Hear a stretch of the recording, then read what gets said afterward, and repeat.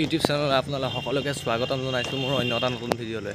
Video' thumbnail চাই হয়তো গম পাই গৈছে ৪৮ সংখ্যক বৰপথাৰ কেন্দ্ৰীয় ৰঙালী বিহু উৎসৱৰ আজি শেষটো নিশাত তিনিদিনীয়া কাৰ্যসূচী। আজি তৃতীয়টো দিন আহি আছে। বাহনা দত্ত চাব গৈ আছোঁ। ব'লক ভিডিঅ'টো আৰম্ভ কৰোঁ। বিহু মঞ্চৰ ২০০ মিটাৰ দূৰৰ পৰাই যিটো গাড়ী মটৰৰ ভিৰ দেখিছোঁ, এই 11:30 বাজিছে বৰ্তমান, কিন্তু মানুহ বহুত আহিছে দেই। ব'লকচোন আগলৈ যাওঁ, কিমান ভিৰ চাওঁ। বাইকবোৰ ইয়াত লাইন পাতি থৈ দিয়া আছে, দেখিছোঁ নহয় ইমান দীঘল লাইন। গাড়ী বাইক ইয়াৰ পৰাই লাইন লাগি গৈছে। এয়া বাইক চাওক। তিনিআলিটো হাইস্কুল তিনিআলি ইমান ভিৰ হোৱা নাই বৰ্তমান হাইস্কুল তিনিআলিডোখৰ, কিন্তু বাদ বাকী গোটেই কিনাৰে চিনাৰে গোটেই ভিৰ। কিন্তু এইখন গেটখন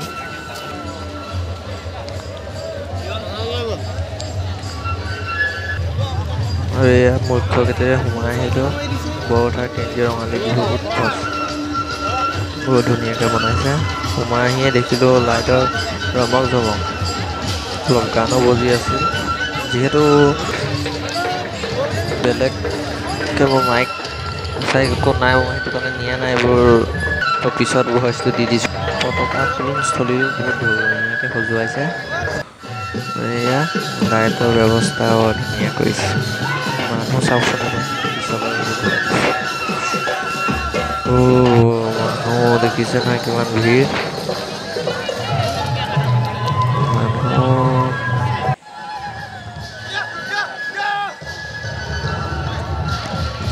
বহুত মানুহ আহিছে।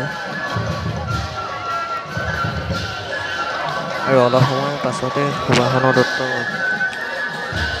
গান গাব। বৰ্তমান আহি পোৱা নাই তেওঁ। মানুহ দেখিছেনে? আহি পালেহি সুভাষণ দত্ত। মুখ্য গেটেৰে তেওঁক লৈ যোৱা হৈছে। ৪৮ সংখ্যক বৰপথাৰ কেন্দ্ৰীয় ৰঙালী বিহু উৎসৱ বহুত ধুনীয়াকৈ সজাইছে। দেখিছে নহয় ভিৰ বাঢ়ি গ'ল। তাত পৰ্দাও লগাই দিয়া হৈছে। আৰম্ভ হৈছে আৰু লাহেকৈ।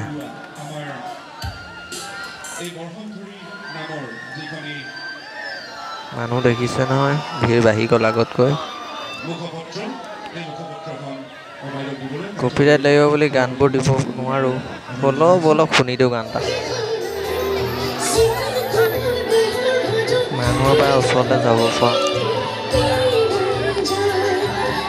চেষ্টা কৰিম আগলৈ যাবলৈ, তো মইতো নোৱাৰিম যেন পাওঁ। এবাৰ ভিৰ দেখিছে নহয়।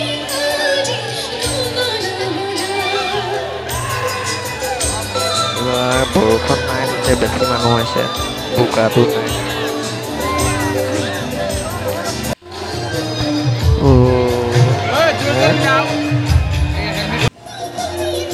লাইটিং বৰ ধুনীয়াকৈ দিছে।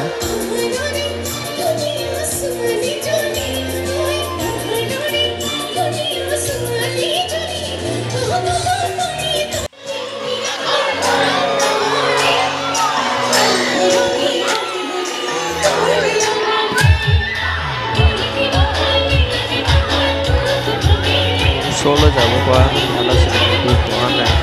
তো চেষ্টা এটা কৰোঁ ব'লকচোন।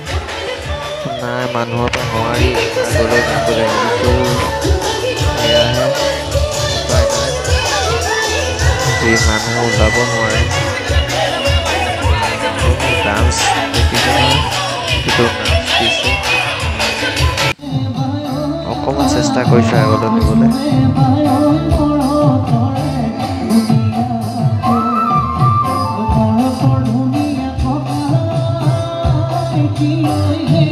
মই ইহঁতৰ লাইটিঙৰ কাৰণে মানে মোবাইলত ফ'কাছটো নলয়, মোবাইলৰ কেমেৰাহে এইবোৰ।